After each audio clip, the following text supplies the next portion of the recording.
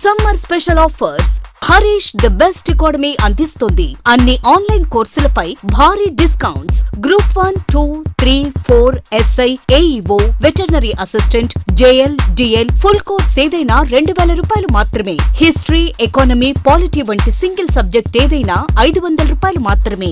ఈ ఆఫర్ మే 20 నుండి మే 26 వరకు మాత్రమే.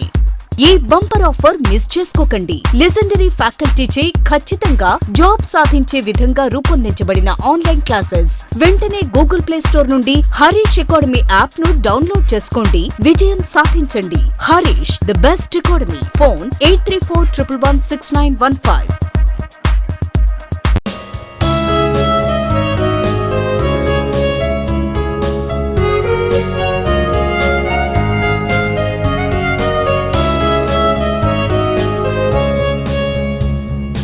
Hi friends, welcome to Harish academy.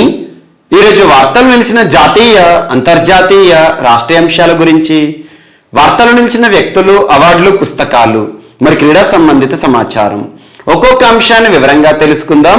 ఈరోజు మన ఫస్ట్ టాపిక్ వచ్చేసి ప్రపంచంలోనే అతి పొడవైన సస్పెన్షన్ బ్రిడ్జ్ వార్తలు నిలిచింది. ప్రపంచంలోనే అతి పొడవైన సస్పెన్షన్ బ్రిడ్జ్ ఇటీవల ఎక్కడ ఏర్పడే వార్తలు నిలిచింది అంటే చెక్ రిపబ్లిక్ అని గుర్తుంచుకోండి. చెక్ రిపబ్లిక్ దేశంలోని డోల్నీ మోరావా అనే ఒక ప్రాంతం పేరు గుర్తుంచుకోండి. డోల్నీ మోరావా అనే ఒక ప్రాంతంలో ప్రపంచంలోనే అతి పొడవైన సస్పెన్షన్ బ్రిడ్జ్. ఆ పొడవు ఎంత అంటే 721 మీటర్స్. 721 మీటర్ల పొడవైన, అంటే మనం ఫీట్స్ లో గనక కొలిచామనుకోండి అరౌండ్ 2365 ఫీట్స్ ఉంటుంది. 2365 ఫీట్ల పొడవైన లేదా 721 మీటర్ల పొడవైన ప్రపంచంలోనే అతి పొడవైన సస్పెన్షన్ బ్రిడ్జ్ అంటే తేలియాడే బ్రిడ్జ్ అంటాం మనం. సో సస్పెన్షన్ బ్రిడ్జ్ అనగానే మనకి ఏ దేశం గుర్తుకు రావాలి? చెక్ రిపబ్లిక్. ఇది ఏ ప్రాంతంలో ఉంది చెక్ రిపబ్లిక్ లో అంటే డోల్నీ మోరావా అనే ఒక ప్రాంతంలో ఉంది. ఇటీవల దీన్ని ఓపెన్ చేయడం జరిగింది ఆ దేశానికి సంబంధించిన అధికారులు. మరి ఇక్కడ ఈ డోల్నీ మోరావా వంతెన ఏదైతే ఉంటుందో, సస్పెన్షన్ బ్రిడ్జ్ ఏదైతే ఉంటుందో, తేలియాడే వంతెన ఏదైతే ఉంటుందో అంటే తీగల సాయంతో ఉంటుంది అన్నట్టు. ఇది ఎక్స్క్లూజివ్ గా పెడెస్ట్రియన్స్ కోసం మాత్రమే. పెడెస్ట్రియన్స్ అంటే ఎవరు? నడిచే వాళ్ళ కోసం. ముఖ్యంగా పర్యాటక రంగాన్ని మరింత అభివృద్ధి చేయడం, టూరిస్ట్ అట్రాక్టివ్ డెస్టినేషన్ గా డోల్నీ మోరావా అనే ప్రాంతాన్ని తీర్చిదిద్దడానికి ఈ సస్పెన్షన్ బ్రిడ్జ్ ని ముఖ్యంగా ఎవరి కోసం అన్నట్టు? పెడెస్ట్రియన్ అంటే నడిచే వారి కోసం. పాదచారులు అంటాం కదా, నడిచే వారి కోసం మాత్రమే. అంటే దీనిపైన వెహికల్స్ అనేవి అలా ఉండదు. సో నడవడానికి మాత్రమే ఉపయుక్తంగా ఉండే ఒక బ్రిడ్జ్ అని గుర్తుంచుకోండి. సో ఇది Guinness book of world record లో చోటు సంపాదించుకుని వార్తలు ఇచ్చింది. ఇక్కడ మనకు ప్రపంచంలోనే అతి పొడవైన, వరల్డ్స్ లాంగెస్ట్ సస్పెన్షన్ బ్రిడ్జ్ అంటున్నాను. ప్రపంచంలోనే అతి పొడవైన suspension bridge Dolni Morava bridge చెక్ రిపబ్లిక్ లో ఉంది. గిన్నిస్ బుక్ లో చోటు సంపాదించుకుంటుంది అన్నా. మరి అంతకుముందు ఈ రికార్డు ఏ వంతెన పేరుతో ఉండేది అంటే ఇక్కడ మనకు పోర్చుగల్ దేశంలో అరకోవా అనే ఒక బ్రిడ్జ్ ఉండేది. అరకోవా అనే ఒక సస్పెన్షన్ బ్రిడ్జ్. సేమ్ అది కూడా పెడెస్ట్రియన్స్ కోసమే.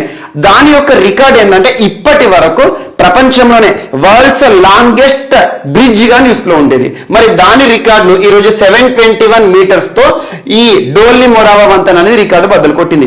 మరి ఈ అరకోవా వంతెన యొక్క పొడవు ఎంత ఉండేనట అంటే 516 మీటర్స్ ఉండే. 516 మీటర్స్ ఉండే అరకోవా వంతెన ఇప్పటి వరకు ప్రపంచంలోనే అతి పొడవైన వంతెనగా గుర్తింపు పొందింది. దాని స్థానంలో ఈరోజు 721 మీటర్స్ పొడవైన డోల్నీ మోరావా వంతెన చెక్ రిపబ్లిక్ లోని వంతెన ఈరోజు ప్రత్యేకంగా వార్తలు ఇచ్చింది. జస్ట్ గుర్తుంచుకోండి. ముఖ్యంగా పోటీ పరీక్షలకు ప్రిపేర్ అవుతున్న అభ్యర్థులు, మీరు ఏ పోటీ పరీక్షకు ప్రిపేర్ అయినా, ఏ స్థాయి పోటీ పరీక్షకు ప్రిపేర్ అయినా ఖచ్చితంగా చదవాల్సిన కొన్ని ముఖ్యమైన అంశాల్లో సూపర్లేటివ్స్ పైన ప్రత్యేక శ్రద్ధ చూపండి. సూపర్లేటివ్స్ అంటే ఏంటి? అత్యున్నతం అన్నట్టు.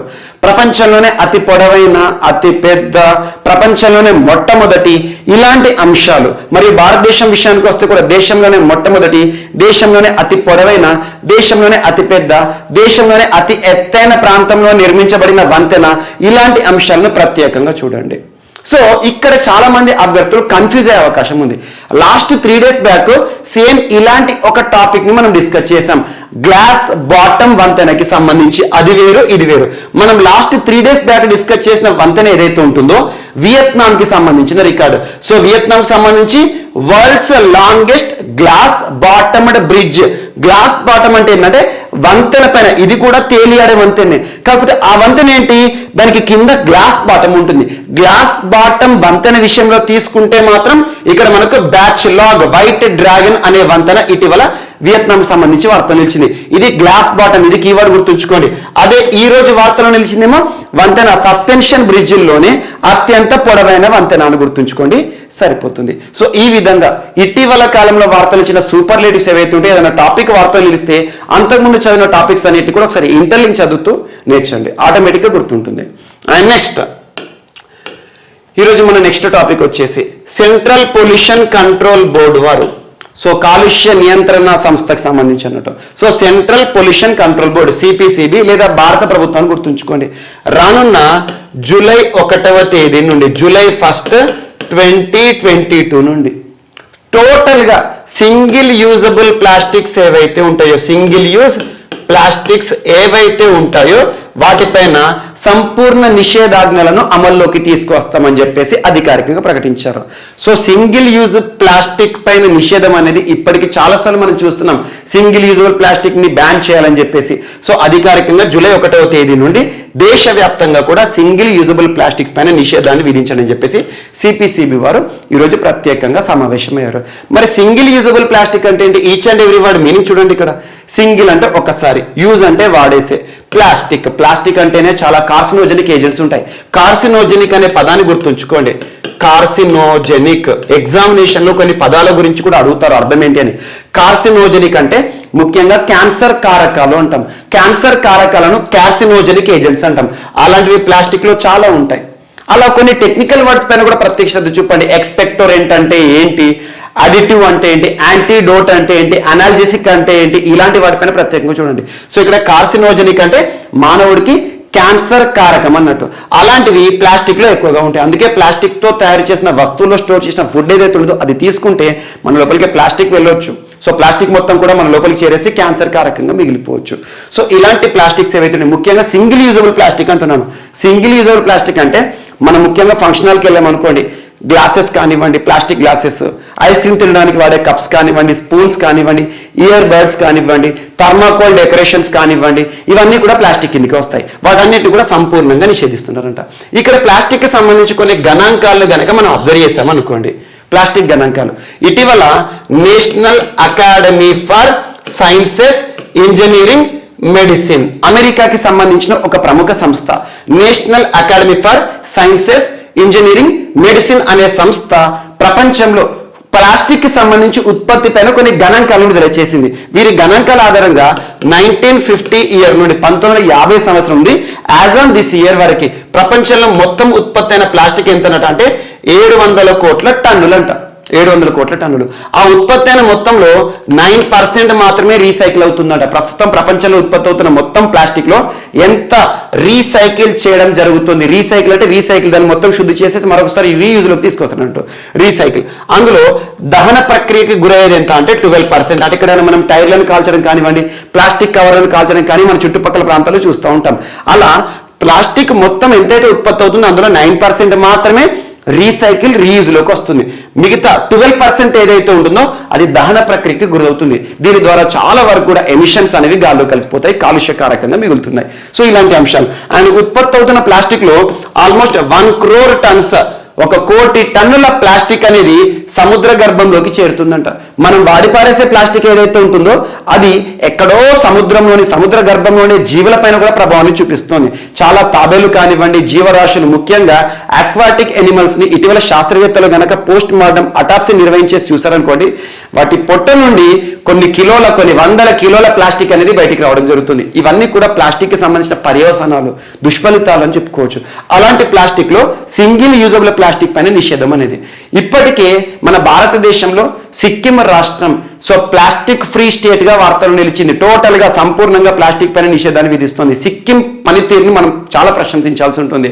సేంద్రియ పద్ధతిలో వ్యవసాయం కానివ్వండి, ప్లాస్టిక్ నియంత్రణ చర్యలు కానివ్వండి. ఇక మనం జూలై 1వ తేదీ నుండి దేశవ్యాప్తంగా ప్లాస్టిక్ నిషేధాన్ని చూడబోతున్నాం.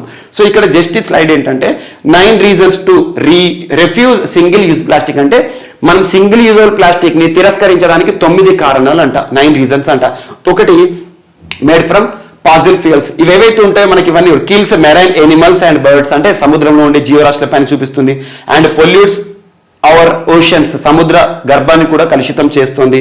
And enters our food chain, మనకు ఫుడ్ చైన్ లో కూడా ఎంటర్ అయ్యేసి మన పైన కూడా దుష్పరితామం చూపిస్తుంది. ఆటోమేటిక్ గా కార్సినోజెనిక్ ఏజెంట్స్ అనేవి మనకు బయో అక్యుములేట్ అయ్యేసి క్యాన్సర్ కారకంగా మిగులుతున్నాయి. And causes hormone disruption and cancer కి సంబంధించి కారకాలుగా మిగులుతున్నాయి. And leaches toxins into food and drink, plastic లో స్టోర్ చేసిన ప్లాస్టిక్ బాటిల్స్ లో స్టోర్ చేసిన వాటర్ కానీ డ్రింక్ కానీ తాగామనుకోండి, అందులో కూడా ప్లాస్టిక్ అవశేషాలను మన శరీరంలోకి వెళ్ళిపోతాయి. And only A 10% recycled. 10% అంటే జస్ట్ 9% మాత్రమే రీసైకిల్ చేస్తున్నారు. Will still be here in hundreds of years. Plastic ఏదైతే ఉంటుందో, తయారు చేయబడిన ప్లాస్టిక్ తయారు చేయడం సులువే, తొందరగానే తయారు చేస్తాం.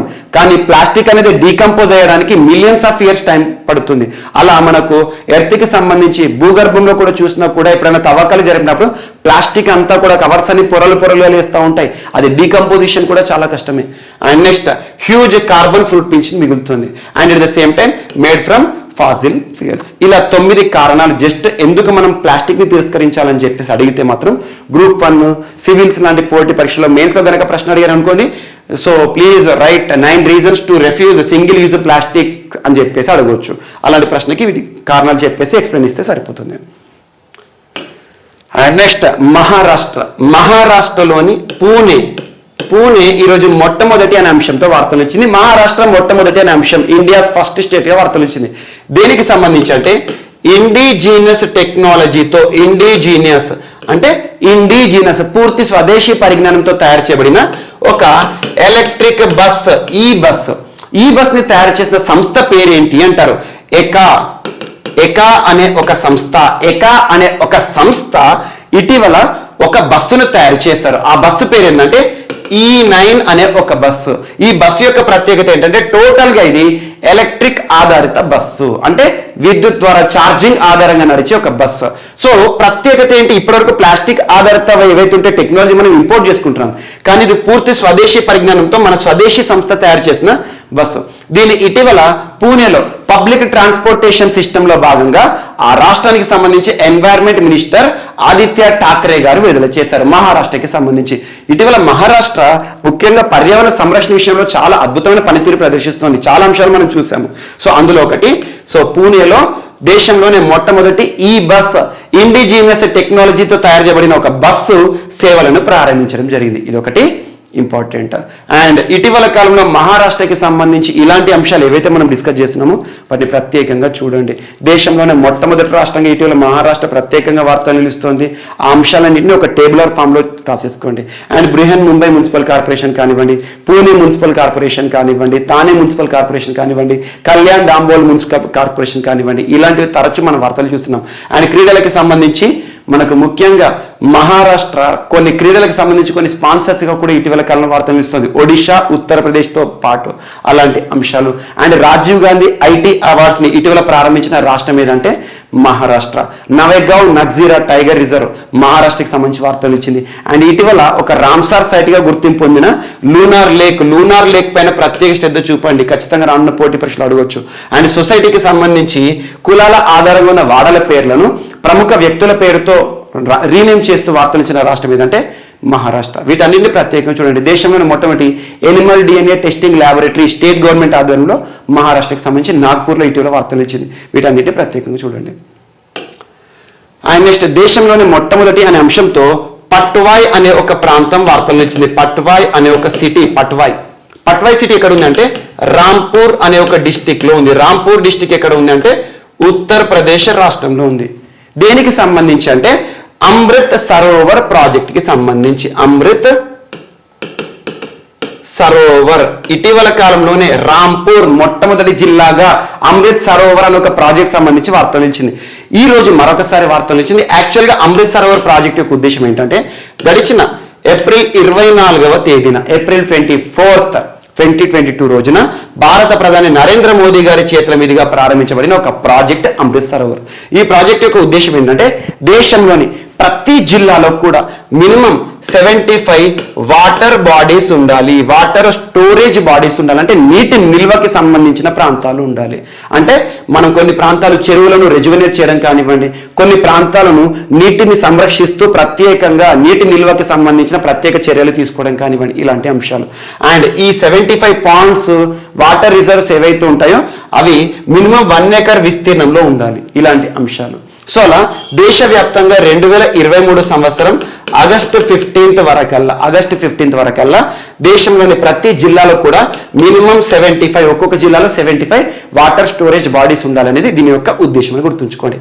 అలా అధికారికంగా ఇటీవల నిన్నటి రోజున ముక్తార్ అబ్బాస్ నఖ్వీ గారు మినిస్ట్రీ ఆఫ్ మైనారిటీ అఫేర్స్, మనకి మినిస్ట్రీ ఆఫ్ మైనారిటీ అఫేర్స్ అంటే మైనారిటీ మంత్రిత్వ శాఖకి సంబంధించి ముక్తార్ అబ్బాస్ నఖ్వీ గారు పట్వాయ్ అనే ప్రాంతంలో అధికారికంగా ఈ ప్రోగ్రామ్ ని లాంచ్ చేయడం జరిగింది. ఉత్తరప్రదేశ్ రాష్ట్రంలో గుర్తుంచుకోండి సరిపోతుంది. ప్రధానమంత్రి గారేమో ఏప్రిల్ 24th రోజున ప్రకటించారు అండ్ ఈ రోజు నుండి ప్రాజెక్ట్ అమలులోకి వస్తుందన్నారు. కానీ అధికారికంగా మాత్రం రాంపూర్ డిస్టిక్ పట్వాయ్ అనే ప్రాంతం గుర్తుంచుకోండి సరిపోతుంది.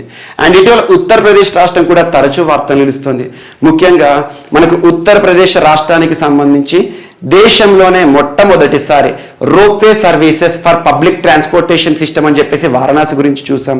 ఇటీవల ఉత్తరప్రదేశ్ రాష్ట్రానికి సంబంధించి కాలానామక్ రైస్ ఫెస్టివల్ కానివ్వండి, అండ్ ఇటీవల స్ట్రాబెర్రీ ఫెస్టివల్, జాగరీ ఫెస్టివల్, దేశంలోని అతిపెద్ద మ్యాంగో మ్యూజియం ఇటీవల వార్తలు వచ్చింది, దేశంలోని అతిపెద్ద dogs museum and dogs park, and ఇటీవల నోయిడా మెట్రో రైల్ కార్పొరేషన్ పరిధిలోని సెక్టర్ 50 ప్రైడ్ స్టేషన్ గా వార్తలు వచ్చింది, ట్రాన్స్జెండర్ రైల్వే స్టేషన్ గా.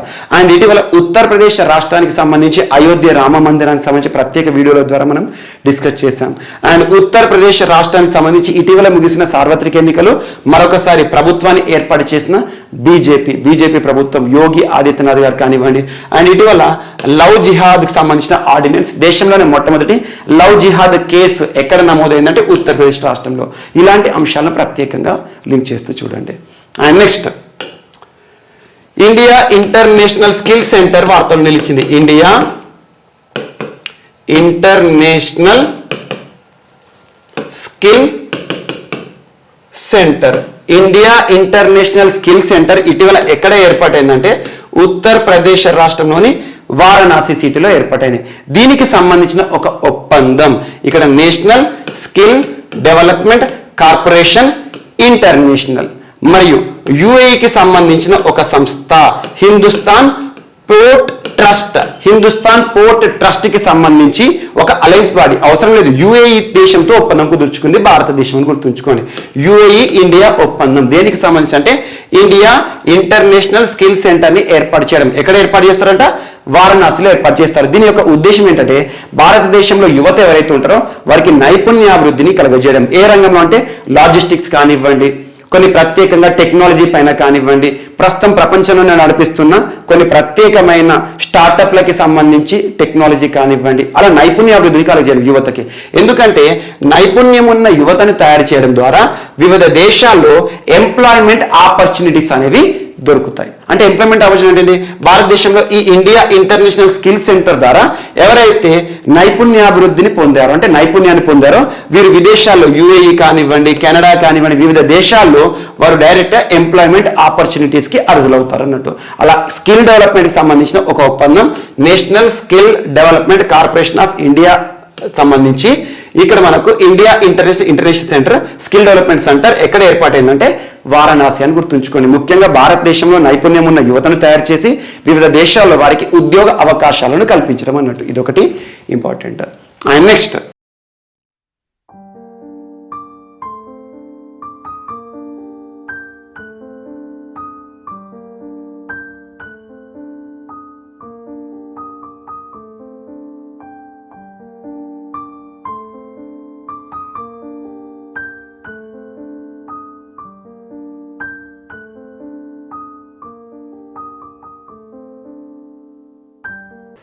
సో ఈరోజు మన నెక్స్ట్ టాపిక్ వచ్చేసి అంతర్జాతీయ అంశాల్లో భాగంగా నాటో మరొకసారి వార్తలు నిలిచింది. NATO, north Atlantic treaty organisation. NATO అని పిలిచిన, ఒటాన్ అని పిలిచిన ఒకటే ఆర్గనైజేషన్ డు ట్రేటే అట్లాంటిక్ నాడ్. ఒటాన్ అని ఎగ్జామినేషన్ అడిగిన, నాటో అని పిలిచిన ఒకటే.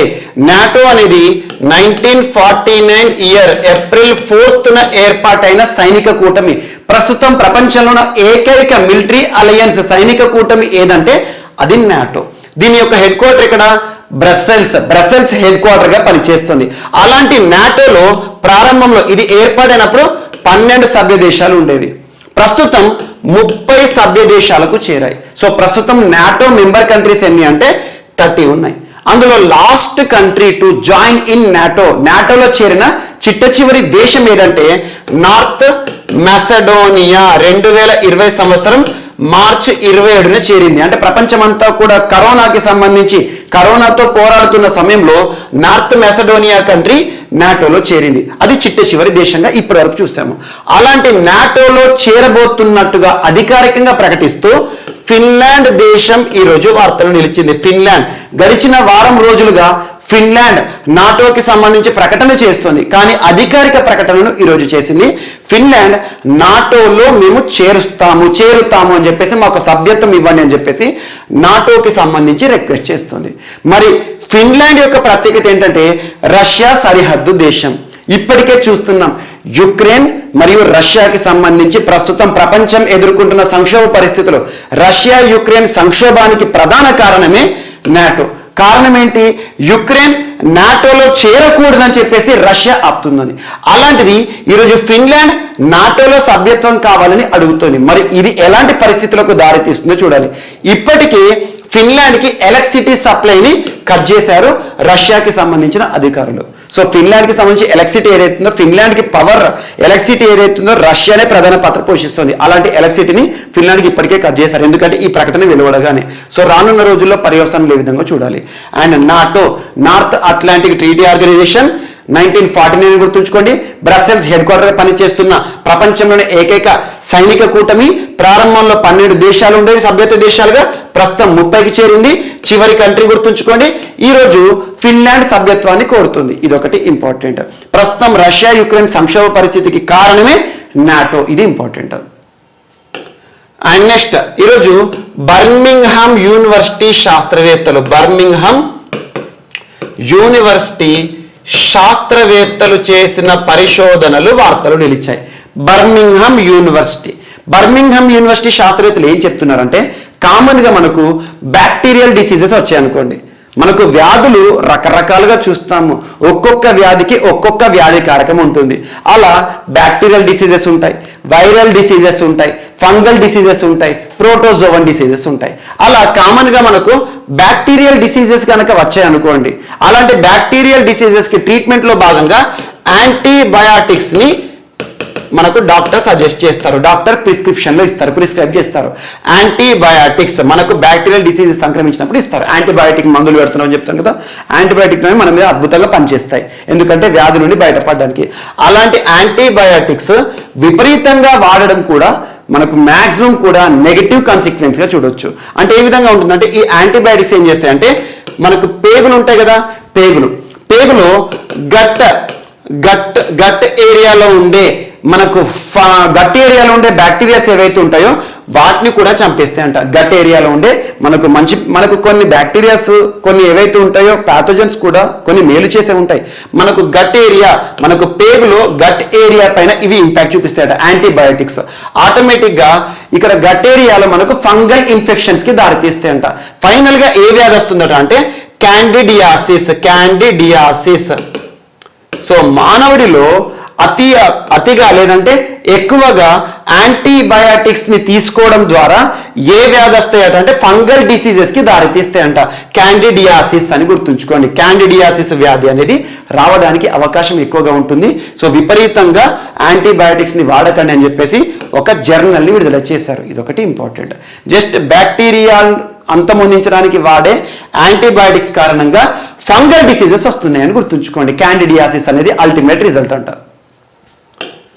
అండ్ నెక్స్ట్ మనకు జోగులాంబ గద్వాల డిస్టిక్ లో ఇటీవల 10వ శతాబ్దం కాలం నాటి ఒక బౌద్ధ విగ్రహం, యాక్చువల్గా 2 విగ్రహాలు బయటపడ్డాయి. బౌద్ధ విగ్రహం యొక్క ప్రత్యేకత ఏంటంటే బుద్ధుడు ధ్యానంలో ఉన్న ఒక ముద్ర ఏదైతుందో, ధ్యానంలో ఉన్న ఒక ఇమేజ్ అనేది, ఇది శిల ఏదైతుందో బయటకు వచ్చింది. సో ఎక్కడ బయటకు వచ్చిందంటే ఆలంపూర్, జోగులాంబ గద్వాల జిల్లా ఆలంపూర్లోని సూర్యనారాయణ ఆలయ రంగమండపంలో పద్మాసనంపై ధ్యాన ముద్రలో ఉన్న బుద్ధుడి విగ్రహాన్ని ఇటీవల ప్లీచ్ ఫౌండేషన్ వారు గుర్తించారు. ప్లీచ్ ఫౌండేషన్ అంటే ఇది ఒక ఆర్కియాలజీకి సంబంధించిన, గుర్తుంచుకోండి, పురాతత్వ శాస్త్రవేత్తలు.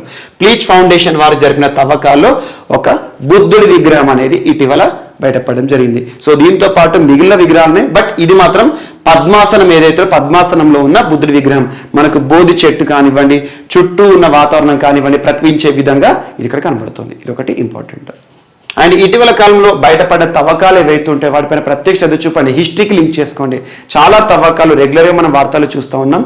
ముఖ్యంగా హిందూ పేపర్ కానివ్వండి, నమస్తే తెలంగాణ పేపర్లో కానివ్వండి, ఇటువంటి ఇన్ఫర్మేషన్ ఎక్కువగా కవర్ అవుతుంది.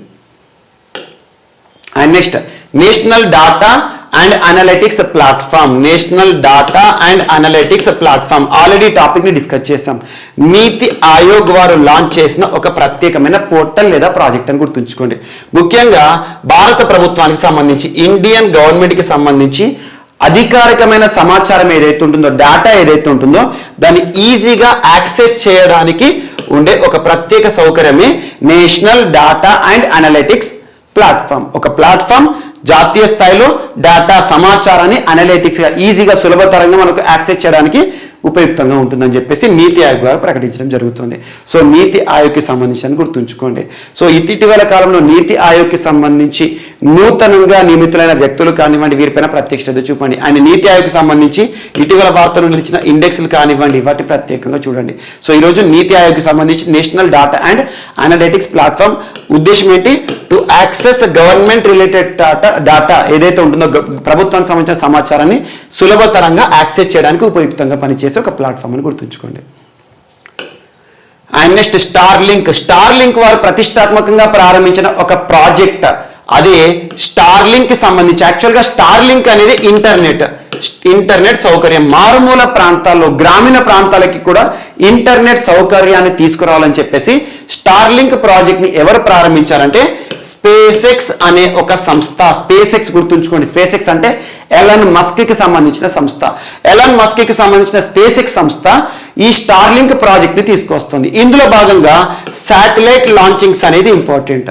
సో నిన్నటి రోజున స్టార్లింక్ కి సంబంధించి ఈ స్టార్లింక్ ప్రాజెక్ట్ లో భాగంగా ప్రపంచమంతా కూడా మారుమూల గ్రామీణ ప్రాంతాల్లో కూడా హై స్పీడ్ ఇంటర్నెట్ సౌకర్యం కోసం 53 శాటిలైట్లను లాంచ్ చేశారు స్పేస్ ఎక్స్ సంస్థ ఫాల్కన్ 9 అనే ఒక రాకెట్ ద్వారా. కామన్ గా కొన్ని రాకెట్ల పేర్లు గుర్తుంచుకోండి. స్పేస్ ఎక్స్ ఇది ప్రైవేట్ సంస్థ, అంతరిక్ష పరిశోధన చేస్తున్న ప్రైవేట్ సంస్థ, అమెరికాకి సంబంధించి ఎలన్ మస్క్ కి సంబంధించిన సంస్థ. స్పేస్ ఎక్స్ ప్రయోగాలన్నీ కూడా ఫాల్కన్ రాకెట్ ద్వారానే జరుగుతాయి. అదే చైనా ప్రయోగాలు అనుకోండి, అది లాంగ్ మార్చ్ రాకెట్. భారతదేశం అన్నాం అనుకోండి, పిఎస్ఎల్వి రాకెట్. సో అలా స్టార్లింక్ ప్రాజెక్ట్ యొక్క ఉద్దేశం ఏంటంటే ప్రపంచంలో మారుమూల ప్రాంతాలకు కూడా హై స్పీడ్ ఇంటర్నెట్ సౌకర్యం కోసం ఉద్దేశించబడిన ప్రాజెక్ట్. అందులో భాగంగా ఉపగ్రహ ప్రయోగాలు. ఆ ఉపగ్రహ ప్రయోగాల్లో భాగంగా ఇటీవల స్పేస్ ఎక్స్ సంస్థ ఫాల్కన్ 9 రాకెట్ ద్వారా మరో 53 శాటిలైట్లను పంపించడం జరిగింది స్పేస్ లోకి. ఇది ఒకటి ఇంపార్టెంట్. స్టార్లింక్ ఉద్దేశం ఏంటి అంటారు? ఏ ప్రాజెక్ట్ ఎవరికి సంబంధించింది అంటారు? స్పేస్ ఎక్స్ సంబంధించి గుర్తుంచుకోండి. అండ్ నెక్స్ట్ రాష్ట్రీయ అంశాల్లో భాగంగా ఆంధ్రప్రదేశ్ రాష్ట్రానికి సంబంధించి వైఎస్ఆర్ రైతు భరోసాకి సంబంధించి ఈ విడత ఆర్థిక సాయంలో భాగంగా ప్రత్యేక నిధులను విడుదల చేశారు నిన్నటి రోజున వైఎస్ జగన్మోహన్ రెడ్డి గారు. సో వైఎస్ఆర్ రైతు భరోసా వరుసగా 4వ ఏడాది మొదటి విడతగా, సో ఈ సంవత్సరం ప్రతి ఏటా యాక్చువల్గా 3 విడతల్లో 13,500 రూపాయల రైతు భరోసా సాయాన్ని రాష్ట్ర ప్రభుత్వం ఇస్తుంది. అంటే ఇది రైతుకి సంబంధించి పెట్టుబడి సాయం అన్నట్టు. ఎగ్జాంపుల్ తెలంగాణ రాష్ట్రంలో మనకు రైతు బంధు అనే ఒక ప్రోగ్రాం కానివ్వండి, ఇలాంటివి. సో ఇక్కడ రైతు భరోసా అనేది ఆంధ్రప్రదేశ్ రాష్ట్రంలోని రైతులకు 13,500 రూపాయల ఆర్థిక సాయం రైతు పెట్టుబడి సాయం కోసం. సో 4వ ఏడాది అంటే 4th ఇయర్ కన్సిక్యూటివ్ గా మొదటి విడత అంటే 4వ సంవత్సరంలో మొదటి విడత అంటే రైతు భరోసా ప్రోగ్రామ్ లో విడతల వారీగా ఈ 13,500 రూపాయలని రైతుల అకౌంట్లో డబ్బులు జమ చేస్తుంది ప్రభుత్వం. ఎగ్జాంపుల్, రైతు భరోసా, వైఎస్ఆర్ రైతు భరోసా పథకంలో భాగంగా ప్రతి ఏటా 3 విడతలు ఇస్తారు. మొత్తం ఎంత? 13,500 సాయం. మొదటి విడతగా మే నెలలో జమ చేస్తారంట 7,500 రూపాయలు. దాంతోపాటు రెండవ విడతగా అక్టోబర్ మాసంలో మనకి 4,000 రూపీస్. అండ్ నెక్స్ట్ వచ్చేసి మూడవ విడత జనవరి మాసంలో 2,000. మొత్తం ఎంత? 13,500. 3 విడతల్లో రైతుకు ఆర్థిక సాయాన్ని డైరెక్ట్ బెనిఫిట్ ట్రాన్స్ఫర్ కింద ప్రభుత్వం జమ చేస్తుంది. సో ఈ సంవత్సరం అంటే 4th ఇయర్ కన్సిక్యూటివ్ గా మొదటి విడతగా భాగంగా రైతుల అకౌంట్ మే నెల వచ్చింది కదా 7,500 రూపాయలు జమ చేయాలి. అందులో భాగంగా దాదాపు 5,500 రూపాయలను నేడు నెల్లూరు అంటే 7,500 రూపాయలలో భాగంగా ఈసారి మాత్రం 5,500 రూపాయలను రైతు అకౌంట్లో జమ చేస్తారంట. సో దీనికి సంబంధించిన మ్యాటర్ చూద్దాం. ప్రతి ఏటా 3 విడతల్లో రూపాయలు 13,500 రైతు భరోసా సాయాన్ని వరుసగా 4వ ఏడాది మొదటి విడతగా భాగంగా మే నెలలో ఇచ్చే 7,500 రూపాయలకు గాను ఎంత ఇస్తున్నారంట? 5,500 రూపాయలను నిన్నటి రోజున ఏలూరు జిల్లా గణపవరంలో గౌరవ ముఖ్యమంత్రి వైఎస్ జగన్మోహన్ రెడ్డి గారు మీట నొక్కి ప్రారంభించారు. అండ్ కేంద్రం ఇవ్వనున్న కిసాన్ సమ్మాన్ నిధి ఏదైతే ఉంటుందో రైతుకు పెట్టుబడి సాయం కింద 2,000 రూపాయలను ఈ నెల 31న రైతన్న ఖాతాలో జమ కాబోతున్నాయి. అంటే రైతు భరోసా ప్రోగ్రాంలో కేంద్ర ప్రభుత్వం ఇస్తున్న 2,000 రూపాయల ఆర్థిక సాయము అండ్ రాష్ట్ర ప్రభుత్వం ఇస్తున్న 7,500 అంటే రాష్ట్ర ప్రభుత్వం ఇస్తున్న 5,500 ప్లస్ 2,000 కలిపితే 7,500 ప్రతి సంవత్సరం కూడా మే నెలలో రైతు అకౌంట్లో జమ చేస్తారన్నట్టు. సో దీనికోసం 2,500 అంటే దీనికోసం మొత్తంగా ఈ నెలాఖరు కల్లా 50.10 లక్షల మంది రైతన్నల ఖాతాలో ఒక్కొక్కరికి 7,500 చొప్పున దాదాపు 3,758 కోట్ల రూపాయలు జమ అవుతాయంట. సో ఈ స్టాట్స్ అన్ని మనకు అవసరం లేదు. ఎగ్జామినేషన్ పాయింట్ ఆఫ్ వ్యూలో ఈ మ్యాటర్ ఇంపార్టెంట్. రైతు భరోసా ప్రోగ్రాంలో భాగంగా రైతన్నలకు ఎన్ని విడతల్లో ఆర్థిక సాయాన్ని ప్రభుత్వం కల్పిస్తుంది? 3 విడతలు. మొదటి విడత 7,500, రెండవ విడత 4,000, మూడో విడత 2,000. ఏ నెలలో జమ చేస్తారో సో ఇది గుర్తుంచుకోండి సరిపోతుంది. కన్సిక్యూటివ్ గా 4th ఇయర్ ఫస్ట్ ఎడిషన్ అన్నట్టు ఇది. అంటే మీకు నెక్స్ట్ 2 ఎడిషన్స్ ఉంటాయి. ఇది ఒకటి ఇంపార్టెంట్. సో ఇది ఏదైతే ఉంటుందో ప్రభుత్వానికి సంబంధించి అధికారిక ప్రకటనలు ఉంటాయి, న్యూస్ పేపర్స్లో ఫస్ట్ పేజీలోనే ఉంటాయి. ఇది నిన్నటి పేపర్లో మనకు కవర్ అయిపోయింది. సో ఇలాంటివి ఏవైతే ఉంటే ఇటువంటి క్లిప్పింగ్స్ని దాచిపెట్టుకోండి. ఎందుకంటే మనకు రానున్న పోటీ పరీక్షలో ఒకసారి ఎగ్జామినేషన్ వెళ్ళే ముందు ఒకసారి రివైజ్ చేసామనుకోండి, ఈ ప్రోగ్రామ్ యొక్క ఉద్దేశం మనకు అర్థమైపోతుంది, సులభంగా ఉంటాయి. అండ్ నెక్స్ట్ ఈరోజు మరొక అంశం వార్తల్లో వ్యక్తులు. సో వార్తల్లో వ్యక్తుల విషయానికి వస్తే తమిళనాడుకి సంబంధించి దైవ సహాయం అనే ఒక పర్సన్, దేవ సహాయం పిల్లై ఒక పర్సన్. సో ఆ పర్సన్ భారతదేశంలోనే మొట్టమొదటి వ్యక్తిగా వార్తలు ఇచ్చారు. ఇక్కడ మ్యాటర్ చూద్దాం. సో తొలిసారి భారత్కు చెందిన సామాన్య వ్యక్తి అయిన దేవ సహాయం, తన పేరు దేవ సహాయం పిల్లై, తనకి సెయింట్ హుడ్ హోదా దక్కిందంట. సెయింట్ హుడ్ హోదా ఎగ్జామినేషన్లో ఈ పాయింట్ పైన ఫోకస్ చేయవచ్చు. భారతదేశ చరిత్రలోనే మొట్టమొదటిసారి సెయింట్ హుడ్ హోదా పొందిన వ్యక్తి పేరేంటి? ఇటీవల వార్తలు ఇచ్చారు అంటారు. దైవ సహాయం లేదా దేవ సహాయం పిల్లై. దేవ సహాయానికి సెయింట్ హుడ్ హోదా దక్కింది. వాటికన్ సిటీలో ఇటీవల జరిగిన వేడుకల్లో పోప్ ఫ్రాన్సిస్ ఈ మేరకు ప్రకటన చేశారు. దేవ సహాయం పిల్లైతో పాటు మరొక 9 మందికి సెయింట్ హుడ్ హోదాని ప్రదానం చేశారు. అందులో దేవ సహాయం 1712 1712 ఇయర్ గుర్తుంచుకోండి. తను ఏ కాలానికి సంబంధించిన వాడంటే 18th సెంచరీకి సంబంధించి 1712 ఏప్రిల్ 23న హిందూ నాయర్ కుటుంబంలో అప్పటి ట్రావెన్కోర్ రాజ్యంలో, ట్రావెన్కోర్ అంటే ప్రస్తుతం మనము ఎక్కువగా కేరళ ప్రాంతానికి చూస్తూ ఉంటాం. సో ట్రావెన్కోర్ ప్రాంతంలో కన్యాకుమారి జిల్లా నట్టాలంలో జన్మించారట. ఈ ప్రాంతం గుర్తుంచుకొని, నట్టాలం అనే ప్రాంతంలో 1712 సంవత్సరంలో జన్మించిన వ్యక్తి, నాయర్ కుటుంబంలో జన్మించారు. తన 33వ ఏట క్రైస్తవాన్ని స్వీకరించారంట. అప్పట్లోనే ఆయన కులానికి వ్యతిరేకంగా సమానత్వం కోసం పోరాడారు. 1752 జనవరి 14వ తేదీన అతను తుపాకీ కాల్పులో మరణించారు. ఎప్పుడు జన్మించారు, ఎప్పుడు మరణించారు? 1712 సంవత్సరంలో జన్మించారు, 1752 సంవత్సరంలో మరణించారు. అంటే ఆల్మోస్ట్ 40 ఇయర్స్ బ్రతికారు. అలాంటిది నాయర్ కుటుంబం నుండి క్రిస్టియానిటీకి కన్వర్ట్ అయ్యారు. అలాంటి క్రిస్టియానికి సంబంధించి ఒక ప్రత్యేకమైన గుర్తింపు ప్రపంచంలో సెయింట్ హుడ్ హోదా. అలా సెయింట్ హుడ్ హోదా పొందిన మొట్టమొదటి వ్యక్తి దేవ సహాయం పిల్లై అని గుర్తుంచుకోండి. చాలా ఇంపార్టెంట్ బిట్, కమింగ్ ఎగ్జామ్లో అడగొచ్చు. And next global nursing award 2022 వార్తలు ఇచ్చింది. ముఖ్యంగా నర్సింగ్ సేవల్లో విశేష గుర్తింపు, విశేష కృషి చేస్తున్న వ్యక్తులు ఎవరైతే ఉంటారో ప్రపంచంలో ప్రతి ఏటా కూడా ఒక వ్యక్తిని గుర్తించి 1987 ఇయర్ నుండి కూడా గ్లోబల్ నర్సింగ్ అవార్డుని ప్రకటిస్తున్నారు. ఈ సంవత్సరం గ్లోబల్ నర్సింగ్ అవార్డు పురస్కారానికి ఎంపికైన వ్యక్తి కెన్యా దేశానికి సంబంధించిన అన్నా క్వబాలే దుబా. తను మర్సాబిట్ కౌంటీ అనే ఒక ఏరియా, ఒక గ్రామానికి సంబంధించి కెన్యా దేశానికి సంబంధించిన వ్యక్తి. సో ప్రతి ఏటా కూడా ఆస్టర్ గార్డియన్స్ అనే సంస్థ ఈ గ్లోబల్ నర్సింగ్ అవార్డుని ప్రకటించడం జరుగుతుంది. ఈ సంవత్సరం పురస్కార గ్రహీత ఎవరు అంటారు. సో గ్లోబల్ నర్సింగ్ అవార్డు 2022 పురస్కార గ్రహీత అన్నా క్వబాలే డ్యూబా అని గుర్తుంచుకోండి. కెన్యా దేశానికి సంబంధించిన ఒక నర్స్ అని గుర్తుంచుకోండి. నర్సింగ్ రంగంలో విశేష కృషి చేసే వ్యక్తులకు, ప్రపంచవ్యాప్తంగా గుర్తింపు పొందిన వ్యక్తులకు ఆస్టర్ గార్డియన్స్ అనే ఒక సంస్థ ఇచ్చే ప్రతిష్టాత్మక పురస్కారం. అండ్ నెక్స్ట్ భగీరథ్ ప్రసాద్ త్రిపాఠి గారు. సో భగీరథ్ ప్రసాద్ త్రిపాఠి గారు ఇటీవల మరణిస్తూ వార్తలు నిలిచారు. సో తన యొక్క పేరుతో పాటు యాక్చువల్గా తన పద్మశ్రీ పురస్కార గ్రహీత, ముఖ్యంగా ఒక స్కాలర్, ఒక రచయిత. తనకి సంబంధించిన వివరణ ఏంటంటే he is known as famous as Vagish Shastri అంటారు.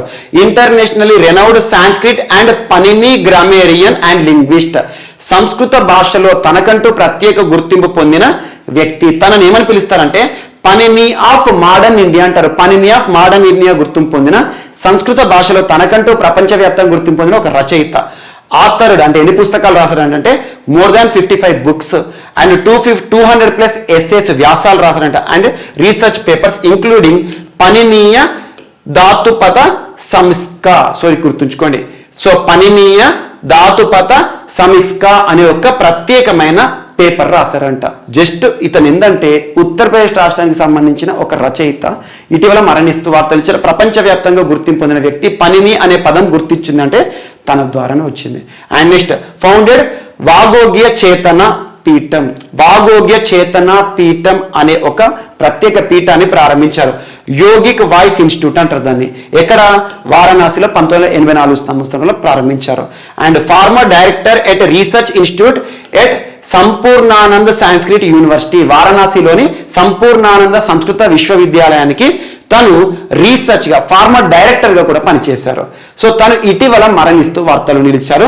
సో పద్మశ్రీ పురస్కార గ్రహీత 83 సంవత్సరాల వయసులో మరణిస్తూ వార్తలు నిలిచారని గుర్తుంచుకోండి. ఫాదర్ ఆఫ్ వాగ్యోయ, new scientific technique for teaching Sanskrit based on natural law and mnemonics అంటే ఈజీగా సులభంగా గుర్తుండే విధంగా అన్నట్టు. సో జస్ట్ ఇక్కడ గుర్తుంచుకోవాల్సింది ఏంటంటే తన పేరు గుర్తుంచుకోండి, భగీరథ్ ప్రసాద్ త్రిపాఠి గారు. ఇటీవల మరణిస్తూ వార్తలు ఇచ్చారు. ఏ రంగంలో తనకంటూ ప్రత్యేక గుర్తింపు పొందారంటే సాంస్క్రిట్, పనిని ఆఫ్ మోడర్న్ ఇండియా గుర్తింపు పొందారు. పద్మశ్రీ పురస్కార గ్రహీత, సంస్కృత భాషలో ఎనలేని కృషి చేస్తున్న వ్యక్తి మరణిస్తూ వార్తలు ఇచ్చారు. ఉత్తరప్రదేశ్ రాష్ట్రం వారణాసికి సంబంధించిన వ్యక్తి. సో తనపైన కూడా ఈసారి ఒక ప్రశ్నను ఎక్స్పెక్ట్ చేయొచ్చు, ఎందుకంటే సంస్కృత భాషకి ఇంపార్టెంట్ పెరుగుతుంది కాబట్టి చూడొచ్చు. ఇది కానివ్వండి. అండ్ సుధర్మ, ప్రపంచంలోనే ఏకైక సంస్కృత పత్రిక సుధర్మకి సంబంధించి ఇటీవల ఎడిటర్ సంపత్ కుమార్ మరణించారు. ఇలాంటి అంశాలు లింక్ చేస్తూ చూడండి. అండ్ సంజీవ్ బజాజ్ గారు వార్తలు నిలిచారు. సంజీవ్ బజాజ్ గారు ఈరోజు ప్రత్యేకంగా ఒక సంస్థకి సంబంధించి అధ్యక్షుడిగా వార్తలు ఇచ్చారు. CII, confederation of Indian industries కి నూతన అధ్యక్షులుగా ఎన్నికై వార్తలు ఇచ్చిన పర్సన్ ఎవరంటే సంజీవ్ బజాజ్. పేరు గుర్తుంచుకోండి. ప్రైవేట్ సంస్థలకు సంబంధించిన ప్రశ్నలు కొంత రావచ్చు, రాకపోవచ్చు.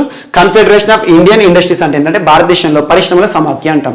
దీనికి నూతన హెడ్ గా ఎన్నికై వార్తలు ఇచ్చారు సంజీవ్ బజాజ్, టీవీ నరేంద్రన్ గారి స్థానంలో.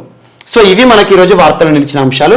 ఒకసారి ర్యాపిడ్గా కనుక మనం అబ్జర్వ్ చేస్తే ప్రపంచంలోనే అత్యంత పొడవైన సస్పెన్షన్ బ్రిడ్జ్ సంబంధిత అంశంతో చెక్ రిపబ్లిక్ దేశం వార్తలు నిలిచింది. అండ్ దీన్ని లింక్ చేశాను. వియత్నాంకి సంబంధించి ప్రపంచంలోనే లాంగెస్ట్, అత్యంత పొడవైన గ్లాస్ బాటమ్డ్ బ్రిడ్జ్ని ఇక్కడ లింక్ చేశాను. అండ్ నెక్స్ట్ బీట్ ప్లాస్టిక్ లో భాగంగా సింగిల్ యూజువల్ ప్లాస్టిక్ పై సంపూర్ణ నిషేధం జూలై 1 నుండి అమల్లోకి రానుంది. అండ్ నెక్స్ట్ దేశంలోనే పూర్తి స్వదేశీ పరిజ్ఞానంతో తయారు చేయబడిన ఒక ఎలక్ట్రిక్ బస్సు పూణేలో సేవలను ప్రారంభించడం జరుగుతుంది. పబ్లిక్ ట్రాన్స్పోర్టేషన్ సంబంధించి పట్వాయ్ అనే ఒక ప్రాంతం ఉత్తరప్రదేశ్ రాష్ట్రానికి సంబంధించి ఎందుకు వార్తలు నిలిచింది? ఫస్ట్ అమృత్ సరోవర్ ఆఫ్ ఇండియాగా వార్తలు నిలిచింది, ప్రారంభించబడిన కార్యక్రమం. And India international skill centre వారణాసిలో ఏర్పడే వార్తలు ఇచ్చింది. నైపుణ్యం ఉన్న యువతను తయారు చేసి విదేశాల్లో వారికి ఉపాధి అవకాశాలకు ఉపయుక్తంగా ఉండే ఒక ప్రత్యేక ఇనిషియేటివ్. అండ్ నెక్స్ట్, నాటోలో చేరబోతున్నట్టుగా అధికారికంగా ప్రకటించిన ఫిన్లాండ్ దేశం. అండ్ నెక్స్ట్, యాంటీబయాటిక్స్ని విపరీతంగా వాడడం ద్వారా మనకు గట్ పైన ఇంపాక్ట్ చూపించేసేసి ప్రత్యేకంగా ఫంగల్ ఇన్ఫెక్షన్స్కి కారణమవుతాయి, క్యాండిడియాసిస్ వ్యాధికి కూడా కారణమవచ్చు అంట యాంటీబయాటిక్స్ విపరీతంగా వాడడం వల్ల. అండ్ ఆలంపూర్లో బయటపడిన బుద్ధుని యొక్క విగ్రహం 10th సెంచరీకి సంబంధించి. And next, national data and analytics platform సంబంధిత అంశంతో నీతి ఆయోగ్ వార్తలు నిలిచింది. స్పేస్ ఎక్స్కి సంబంధించి స్టార్లింక్ ప్రాజెక్టులో భాగంగా మరొక 53 ఉపగ్రహాలను ఫాల్కన్ 9 రాకెట్ నుండి ఇటీవల ప్రయోగించింది స్పేస్ ఎక్స్ సంస్థ. అండ్ వైఎస్ఆర్ రైతు భరోసాకి సంబంధించి ఈ సంవత్సరం మొదటి విడతలో భాగంగా రైతుల అకౌంట్లో జమ అవుతున్న ఆర్థిక సాయం. అండ్ దేవ సహాయం పిల్లైకి సెయింట్ హుడ్ అనే ఒక ప్రతిష్టాత్మకమైన గుర్తింపు ప్రపంచంలో క్రిస్టియానిటీకి సంబంధించి. గ్లోబల్ నర్సింగ్ అవార్డు సంబంధిత అంశం వార్తలు ఇచ్చింది. అన్నా కొబాలే దుబే ఈ సంవత్సరం గొప్ప నర్సుగా వార్తలు నిలిచారు. అండ్ భగీరథ ప్రసాద్ త్రిపాఠి గారు ఇటీవల మరణిస్తూ వార్తలు నిలిచారు. అండ్ కన్ఫెడరేషన్ ఆఫ్ ఇండియన్ ఇండస్ట్రీస్కి నూతన అధ్యక్షుడిగా సంజీవ్ బజాజ్ గారు ఇటీవల వార్తలు నిలిచారు. సో ఇవి ఈరోజు వార్తలు నిలిచిన అంశాలు. మిస్లేనియస్ అంశాలు ఏమైనా మిగిలిపోతే మాత్రం రేపటి క్లాస్లో యాడ్ చేసుకొని నేర్చుకుందాం. రేపు కలుద్దాం. Thank you.